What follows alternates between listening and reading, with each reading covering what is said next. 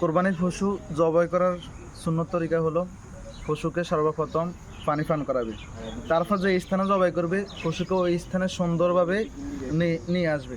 পশুকে সুন্দর করে ক্যাবলামুখী করে শোয়ায়ে তারপর বিসমিল্লাহি আল্লাহু আকবার বলে জবাই করবে এবং সবাই ওইখানে উপস্থিত থাকবে, শরীকদার সবাই থাকবে এবং সবাই বিসমিল্লাহ আল্লাহু আকবার বলবে এবং তাকবীর দিবে। তারপর আর যদি শরীকি কোরবানি হয় তাহলে সবাই থেকে অনুমতি নেবে এবং এটা পড়বে ইন্নাল্লাহা ওয়াজিহুল ফাতারাস সামাওয়াতি ওয়াল আরদা হানিফা ওয়া মা আনা মিনাল মুশরিকিন। তা এইটা পড়ি তারপর ধারালো ছুরি দিয়ে পশুর 4টি রগ কাটবে। কাটার পরে যদি জানা থাকে আল্লাহুম্মা তাকাব্বালহু মিন্নি কামা তাকাব্বালতা মিন হাবিবিকা মুহাম্মাদিন সাল্লাল্লাহু আলাইহি ওয়াসাল্লাম ওয়া খলিলিকা ইব্রাহিম আলাইহিস সালাতু ওয়াসসালাম, এই দোয়াটি পড়বে।